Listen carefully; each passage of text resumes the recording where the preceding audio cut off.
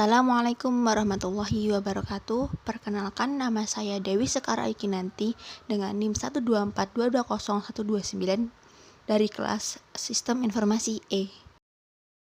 Di sini saya akan menjelaskan apa itu probability. Probability adalah pengukuran terhadap suatu kemungkinan atau peluang. Di sini saya akan menjelaskan apa itu tipe pendekatan. Pendekatan objektif terbagi menjadi pendekatan klasik dan pendekatan frekuensi relatif. Dan kemudian ada pendekatan subjektif. Pertama yaitu pendekatan perhitungan probabilitas.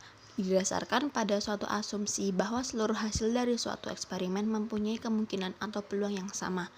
Pada pendekatan ini kita harus mengetahui terlebih dahulu seluruh kejadian yang akan muncul. Yang kedua yaitu pendekatan frekuensi relatif. Digunakan untuk mengantisipasi kelemahan yang ada dalam pendekatan klasik. Frekuensi relatif pada dasarnya bisa digunakan untuk memperkirakan nilai probabilitas. Mempunyai rumus yaitu probabilitas terjadinya suatu kejadian sama dengan frekuensi terjadinya kejadian dibagi dengan jumlah observasi. Yang kedua yaitu pendekatan subjektif. Apa itu pendekatan subjektif? Yaitu didasarkan atas penilaian seseorang dalam menyatakan tingkat kepercayaan. Kemudian, jika tidak ada pengalaman atau pengamatan masa lalu sebagai dasar untuk perhitungan probabilitas, maka probabilitas itu bersifat subjektif dan biasanya terjadi dalam bentuk opini atau. Selanjutnya, saya akan menjelaskan apa itu aturan dasar probabilitas. Yang pertama yaitu aturan penjumlahan, yaitu ada kejadian yang saling menghilangkan dan ada kejadian yang tidak saling menghilangkan.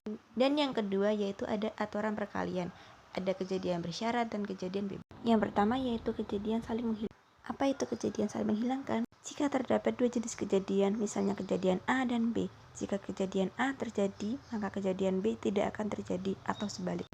Mempunyai rumus A semesta B sama dengan PA plus PB. Yang kedua yaitu ada kejadian tidak saling menghilangkan. Penjelasannya yaitu jika terdapat dua jenis kejadian, misalnya kejadian A dan B. Jika kejadian A terjadi, maka kejadian B bisa saja terjadi atau sebaliknya. Rumusnya yaitu PA semesta B sama dengan PA plus PB dikurangi PA irisan B. Yang ketiga yaitu kejadian bersyarat. Penjelasannya yaitu jika terdapat dua jenis kejadian, misalnya kejadian A dan B. Kejadian A bisa terjadi jika kejadian B sudah terjadi atau sebaliknya. Mempunyai rumus P atau B sama dengan PA irisan B dibagi PB. Dan PB atau A sama dengan PB irisan A dibagi PA. Dan yang terakhir yaitu adalah kejadian bebas. Penjelasannya adalah jika terdapat dua jenis kejadian, misalnya kejadian A dan B, maka kejadian A bisa terjadi jika kejadian B sudah terjadi atau sebaliknya. Mempunyai rumus yaitu PA irisan B sama dengan PA dikali PB. Selanjutnya adalah permutasi, merupakan suatu penyusunan atau pengaturan beberapa objek ke dalam suatu urutan tertentu. Dan contoh soalnya yaitu suatu perusahaan mempunyai 10 rencana investasi. Direktur menyuruh manajer untuk mencari 5 rencana investasi. Ada berapa cara kah? Jawabannya yaitu M sama dengan 10, X sama dengan 5.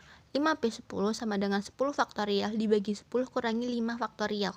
10 faktorial dibagi 5 faktorial sama dengan 10 kali 9 kali 8 kali 7 kali 6. Jadi hasilnya ada 30.240 cara. Kemudian ada kombinasi, yaitu suatu penyusunan beberapa objek tanpa memperhatikan urutan objek tersebut. Rumusnya yaitu XCM sama dengan M faktorial dibagi X faktorial M min X faktorial. Contoh soalnya yaitu ada 5 calon kades. Bagaimana cara memilih 2 calon? Jawabannya yaitu diketahui 5 sama dengan 5, X sama dengan 2.